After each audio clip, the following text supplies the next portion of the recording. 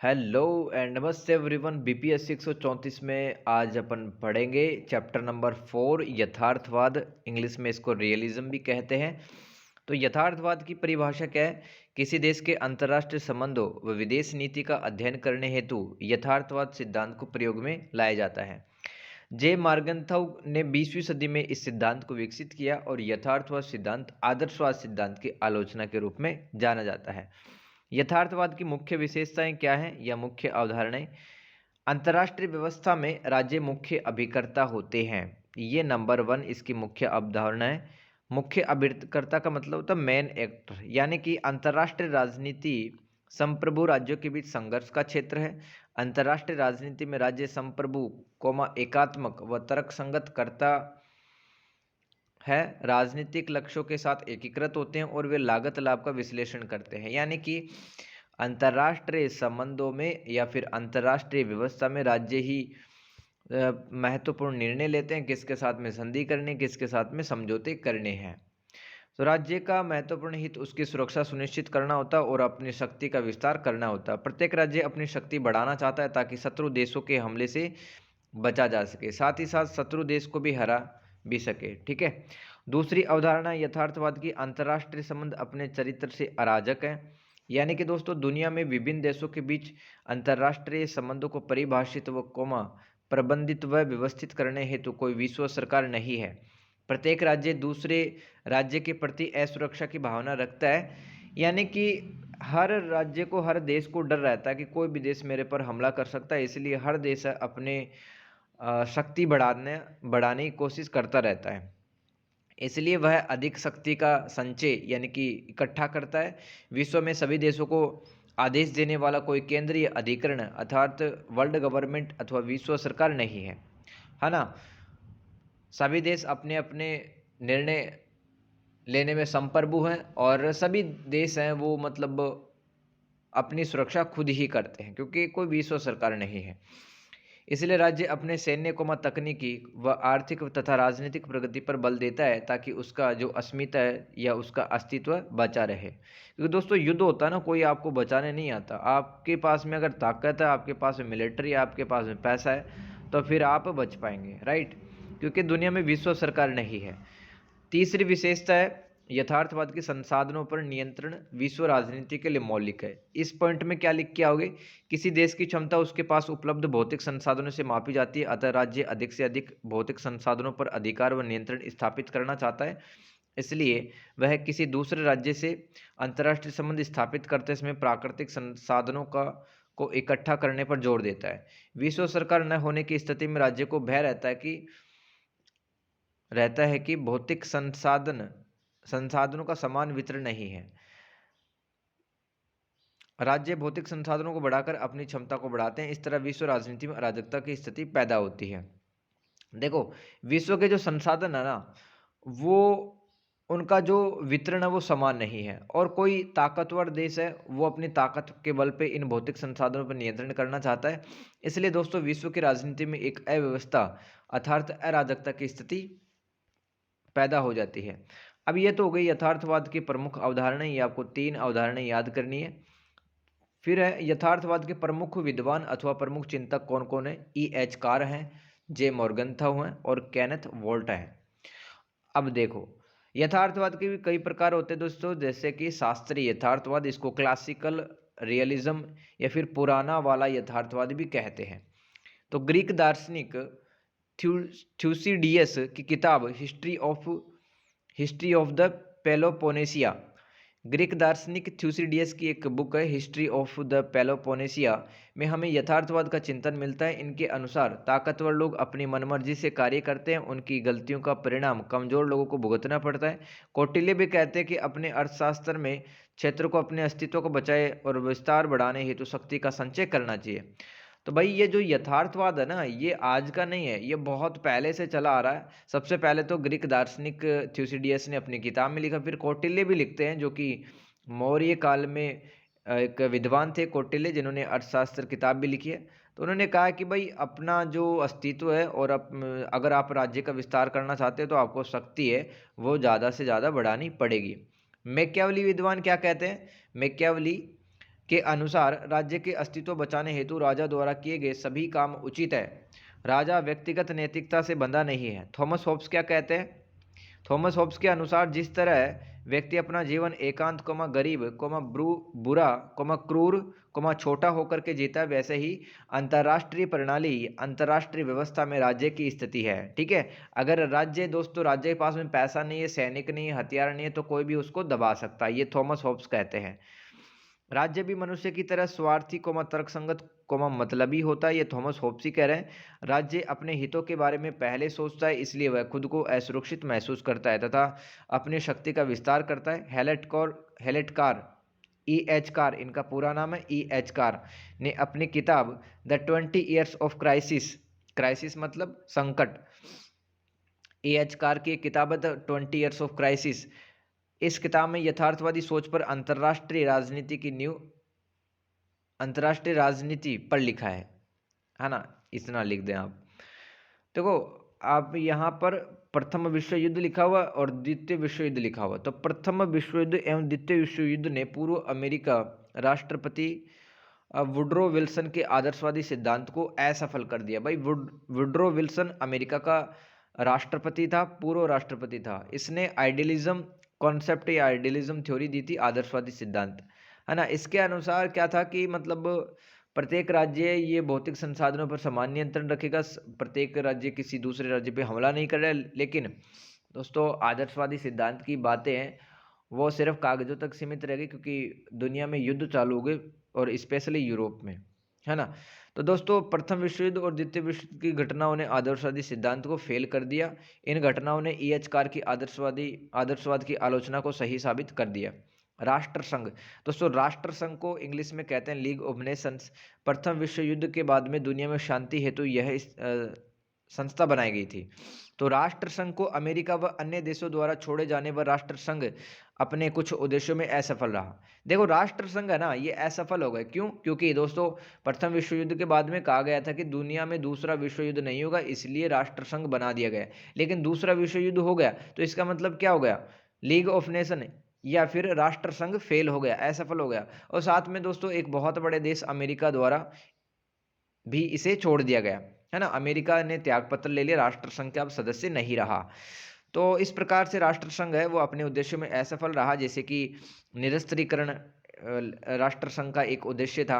भाई निरस्त्रीकरण का मतलब होता है कि दुनिया को अपने जो मतलब हथियार उत्पन्न कर रहा है, हथियार आयात निर्यात कर रहा है, हथियार बना रहा है, उसको खत्म करना पड़ेगा, अंतर्राष्ट्रीय पुलिस बल, सामूहिक सुरक्षा, ये सब उद्देश्य वो असफल हो गई राष्ट्रसंघ के।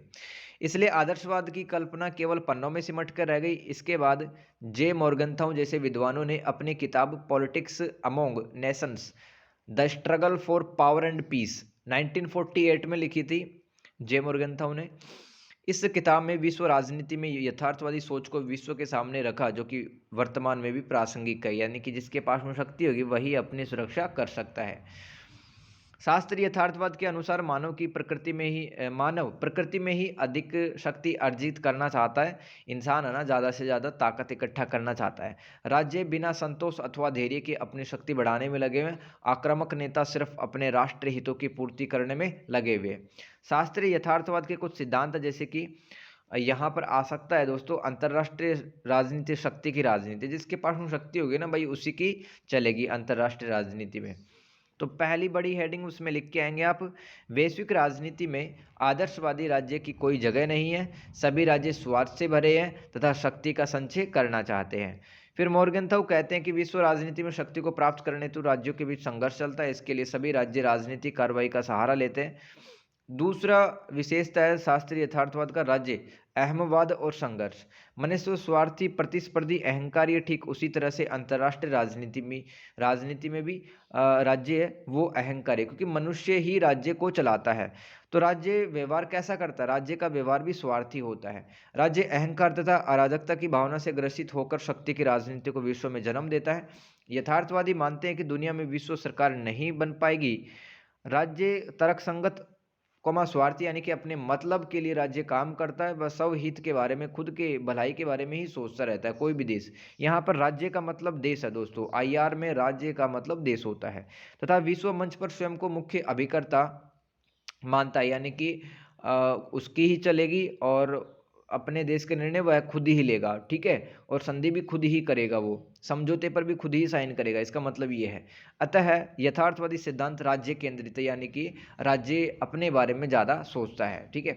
राज्य की सत्ता में स्वार्थी को लालची को सत्ता लोलुप, सत्ता लोलुप का मतलब जिनको सत्ता का लालच रहता है, ऐसे लोग सत्ता लोलुप लोग कहलाते हैं। सत्ता लोलुप लोगों का अस्तित्व होता है, इसलिए राज्य की विशेषताओं में इन लोगों की आकांक्षा झलकती है, ठीक है। तो राज्य की गद्दी पर बैठ करके ये स्वार्थी लोग ये अपने स्वार्थों को पूरा करते रहते हैं, ठीक है। इसलिए दुनिया में दोस्तों कहा जाता है कि लड़ाइयाँ वगैरह, युद्ध वगैरह होते हैं। राज्य का अहमवाद यानी कि जो राज्य का अहंकार है, विश्व प्रणाली में राज्यों को संघर्ष की ओर ले जाता है, क्योंकि हर देश है वो हथियार इकट्ठा करने पे लगा हुआ है। राज्य आपस में प्रतिस्पर्धा व प्रतिद्वंदिता रखते हैं, इसलिए राज्य अपना अस्तित्व बचाने हेतु अधिक से अधिक शक्ति अर्जित करना चाहते हैं। अंतर्राष्ट्रीय राजनीति में एक राज्य दूसरे राज्य की कीमत पर लाभ प्राप्त करना चाहता है, ठीक है, जिससे दुनिया में युद्ध जैसी स्थितियां और असुरक्षा और भय का माहौल बना रहता है। फिर नेक्स्ट हेडिंग है, एक तर्क संगत शासन कला राष्ट्रीय हित में कार्य करती है, ठीक है। ये किसके पॉइंट पढ़ रहे हैं दोस्तों अपन? शास्त्रीय यथार्थवादी का तीसरा सिद्धांत है ना। एचकार के अनुसार प्रथम विश्व युद्ध के बाद में मित्र देशों जैसे इंग्लैंड व फ्रांस ने जर्मनी के उपनिवेशों पर राष्ट्रसंघ के माध्यम से नियंत्रण व अप्रत्यक्ष शासन स्थापित करना चाहा। देखो, राष्ट्रसंघ तो बनाया गया था दुनिया की भलाई के लिए, लेकिन दोस्तों जो पूंजीवादी देश थे इंग्लैंड व फ्रांस, ठीक है, उनके कहने पर ये राष्ट्रसंघ चलता था, और उन लोगों ने, इंग्लैंड और फ्रांस ने ही राष्ट्रसंघ के माध्यम से अन्य देशों का और अन्य क्षेत्रों का फायदा उठाया। इन देशों ने दूसरे देशों की सत्ता के महत्व को नज़रअंदाज कर दिया। इसका परिणाम पूरी दुनिया ने दूसरे विश्व युद्ध के रूप में देखा। मॉर्गेनथाउ भी इसी तरह की शासन कला के बारे में बताते हैं। मॉर्गेनथाउ ने राजनीतिक यथार्थवाद से संबंधित 6 बिंदु बताए हैं, ठीक है। ये पहले भी आ चुका है दोस्तों, अभी भी आ सकता है। मॉर्गेनथाउ ने राजनीतिक यथार्थवाद से संबंधित 6 बिंदु बताए हैं। अंतर्राष्ट्रीय संबंधों में मानव की प्रकृति स्वार्थी है। इंसान अपने बारे में सोचता है। अंतर्राष्ट्रीय संबंधों में मानव की प्रकृति अगर स्वार्थी है तो राज्य की प्रकृति भी स्वार्थी, क्योंकि राज्य को भी तो इंसान ही चलाते हैं। तीसरा है, एक राज्य के पास अधिक शक्ति होने का मतलब है कि वो दूसरे राज्य पर कंट्रोल करना चाहते हैं।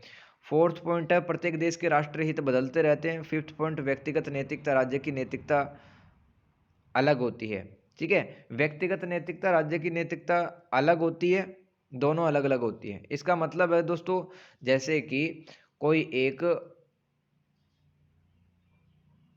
डिप्लोमेट है, ठीक है, कूटनीतिज्ञ है, वो अपने देश का प्रतिनिधित्व कर रहा है अंतर्राष्ट्रीय मंच पर, तो भाई उसके मन में अलग विचार चलते हैं, उसकी खुद की व्यक्तिगत सोच अलग होती है, लेकिन राज्य की जो सोच होती है ना वो अलग होती है। उसको देश हित में ही अपने सारी बातें कहनी पड़ती है। भाई खुद की सोच से क्या मतलब है ना, देश का हित होना चाहिए, ऐसी सोच वो सामने रखेगा, ठीक है। तो व्यक्ति की सोच अलग होती है और राज्य की सोच अलग होती है।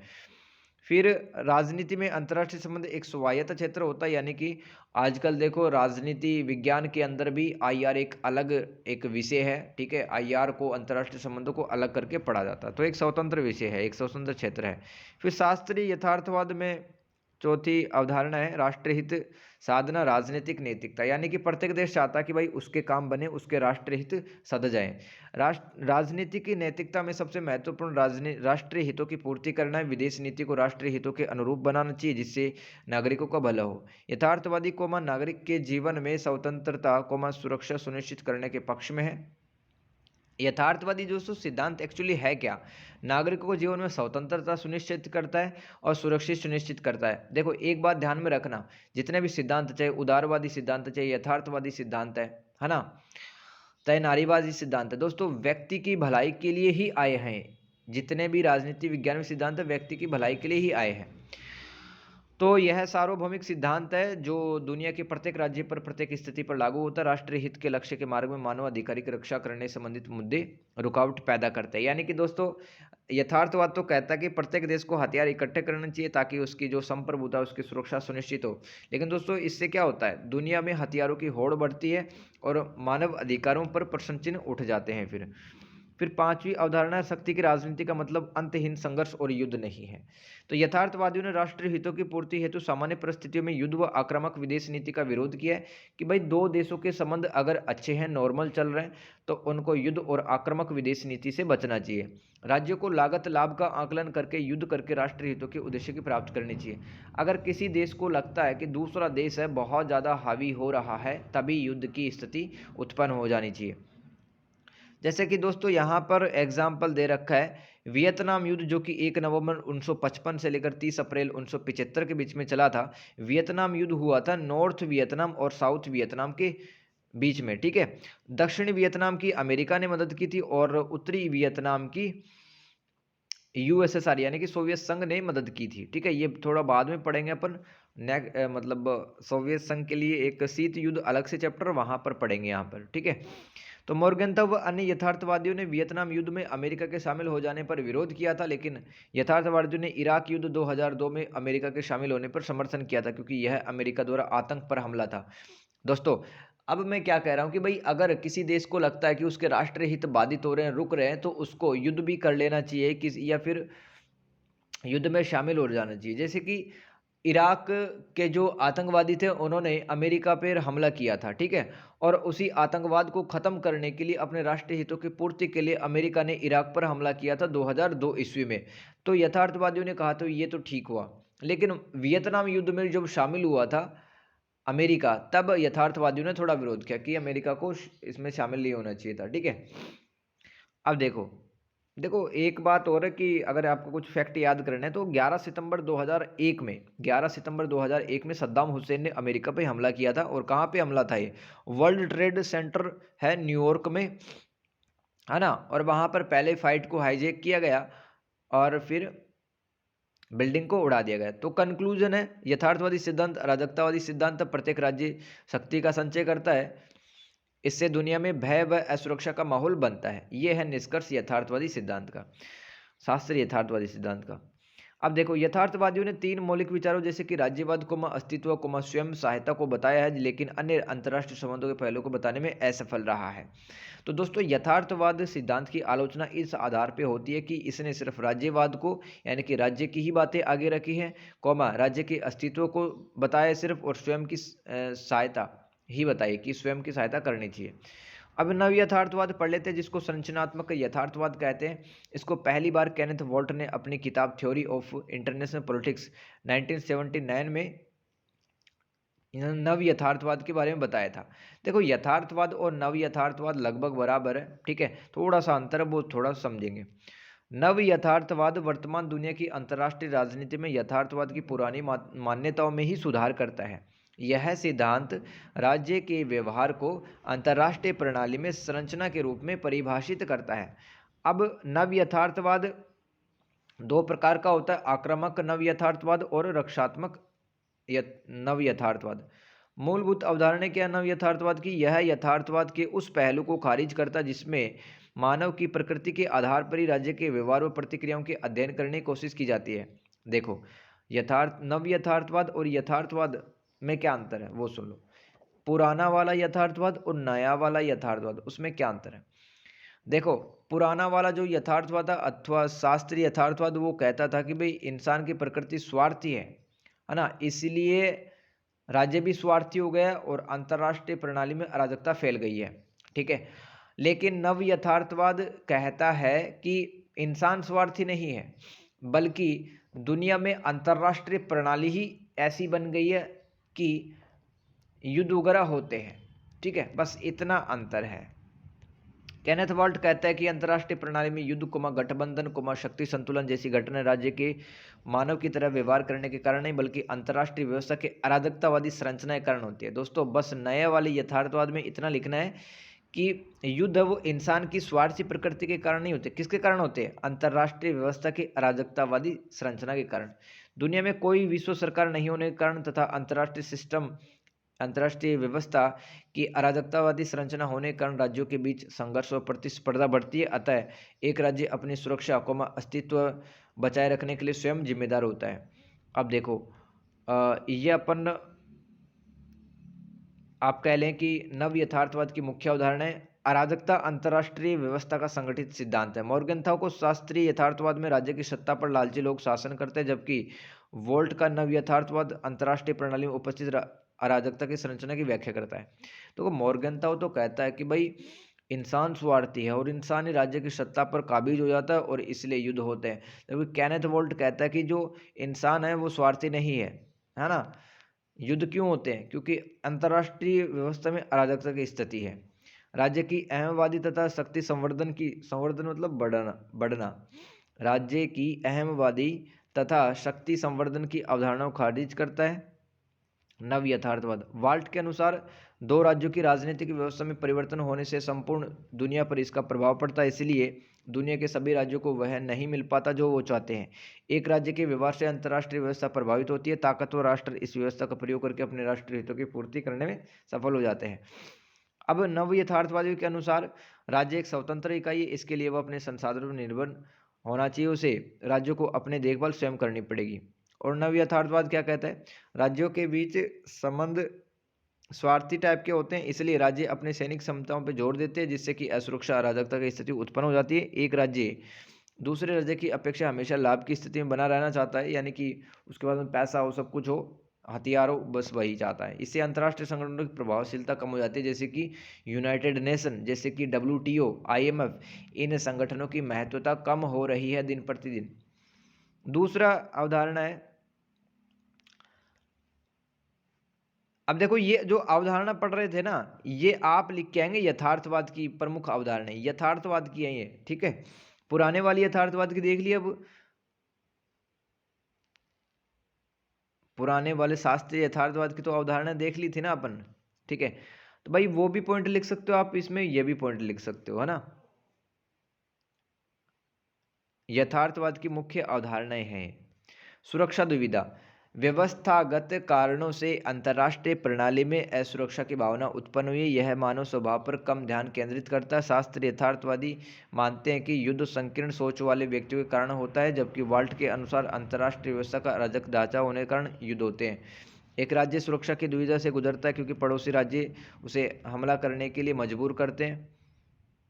वाल्ट के अनुसार राज्यों को अराजकता के विरुद्ध सुरक्षा हेतु अन्य राज्यों के साथ गठबंधन अन्य राज्यों से मदद ले सकता है, हथियारों में निवेश कर सकता है, ठीक है।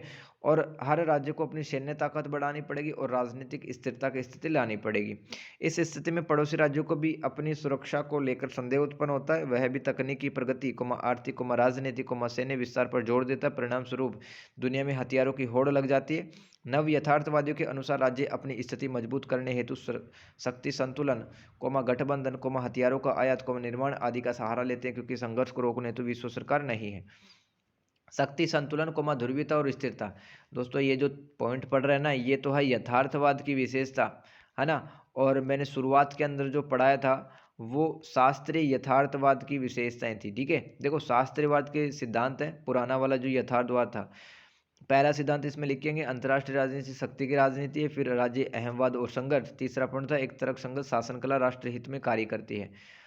और फोर्थ पॉइंट है इसमें राष्ट्रीय हित साधना राजनीतिक नैतिकता। पांचवा पॉइंट था शक्ति की राजनीति का मतलब अंतहीन संघर्ष और युद्ध नहीं है, ठीक है। ये 5 पॉइंट है, ये आपको पुराने वाले यथार्थवाद में लिख के आने हैं।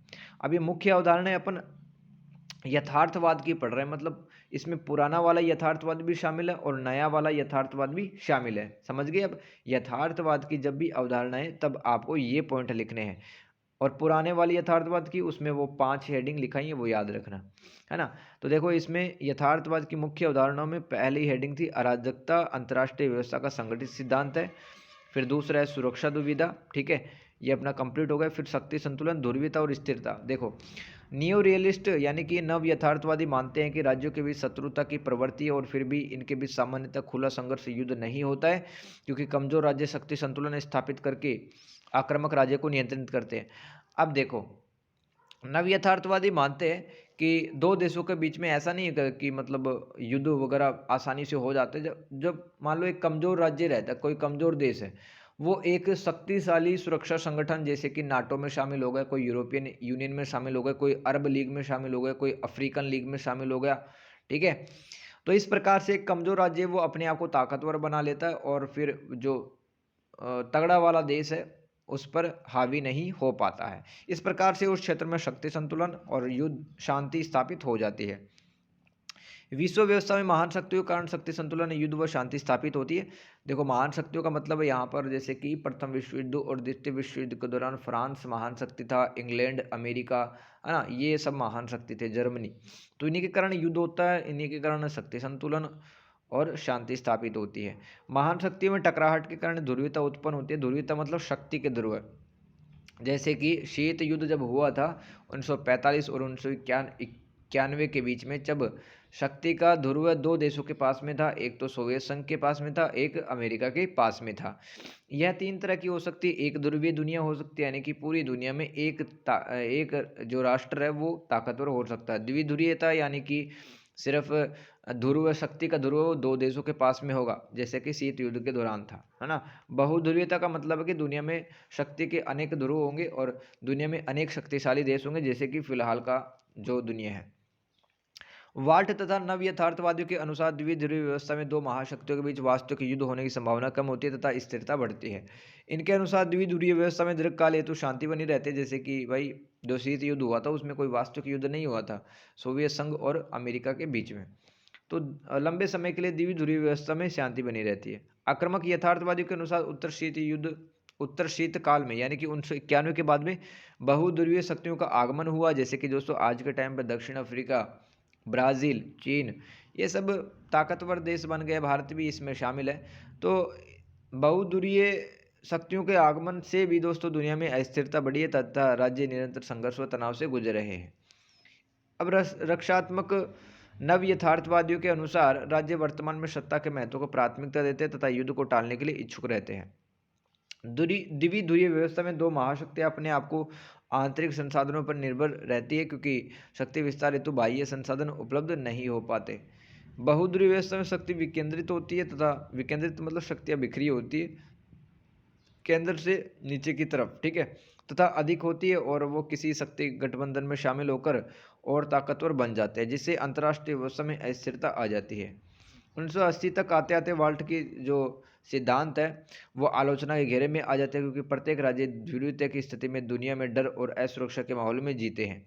अतः नव उदारवादी और लोकतांत्रिक जो सिद्धांत है अंतर्राष्ट्रीय राजनीति में वो ज़्यादा फेमस हुए।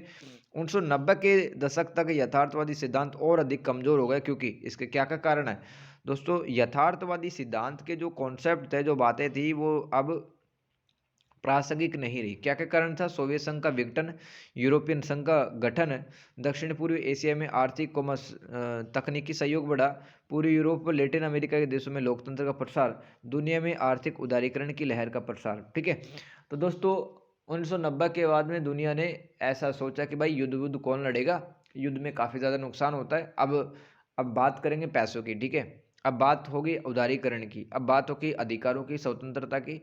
तो ये जो यथार्थवाद के जो सिद्धांत थे, चाहे वो पुराना वाला यथार्थवाद हो चाहे नया वाला यथार्थवाद हो, इनकी जो बातें हैं वो अब प्रासंगिक इतनी नहीं है। 11 सितंबर 2001 की आतंकवादी घटना ने यथार्थवादी अवधारणा को वापस से जिंदा कर दिया। अब देखो, क्योंकि अमेरिका ने वापस इराक पे हमला किया था अपने राष्ट्रीय हितों की पूर्ति के लिए। यही तो यथार्थवाद सिद्धांत कहता है कि प्रत्येक राष्ट्र को अपनी सुरक्षा की जिम्मेदारी स्वयं लेनी होगी, ठीक है, और सारे वो प्रयास करने पड़ेंगे जिससे कि उसकी सुरक्षा और अस्मिता बच सके। यथार्थवाद की आलोचना किन आधारों पर की जाती है? अंतर्राष्ट्रीय संबंधों में राज्य शक्ति संवर्धन की कोशिश करते हैं, जिससे विश्व में संघर्ष का जन्म होता है, अंततः युद्ध की अनिवार्य स्थितियां बन जाती है। नवीन विचारधाराओं ने वर्तमान में यथार्थवादी सिद्धांत को कमजोर कर दिया है। नवीन विचारधाराओं का मतलब यहाँ पर नव उदारवादी तथा अन्य जो लोकतांत्रिक विचार है वो है, ठीक है। यथार्थवादी इस बात को नज़रअंदाज करते हैं कि राज्यों के बीच असहयोग की भावना विकसित नहीं हो सकती है, ठीक है। अब देखो यहाँ पर ये सहयोग है, ठीक है, असहयोग नहीं है। यथार्थवादी यह तो मानते ही नहीं है कि दो देशों के बीच में सहयोग की भावनाएं भी विकसित हो सकती है, ठीक है। भाई दो देश के बीच में अगर सहयोग बढ़ेगा, एक दूसरे की मदद बढ़ेगी, तो दुनिया में शांति वैसे ही स्थापित हो जाएगी, ठीक है। तो इस आधार पर भी इस सिद्धांत की आलोचना बढ़ती है। यथार्थवादी जो चिंतक हैं वो कहते हैं कि भाई अंतर्राष्ट्रीय संगठन किसी काम के नहीं है। 1945 ईस्वी में संयुक्त राष्ट्र ने यथार्थवादी सिद्धांतों को आगे बढ़ाने का प्रयास किया। भले ही संयुक्त राष्ट्र विश्व सरकार नहीं है, बल्कि यह शांति व सुरक्षा का परिचायक है।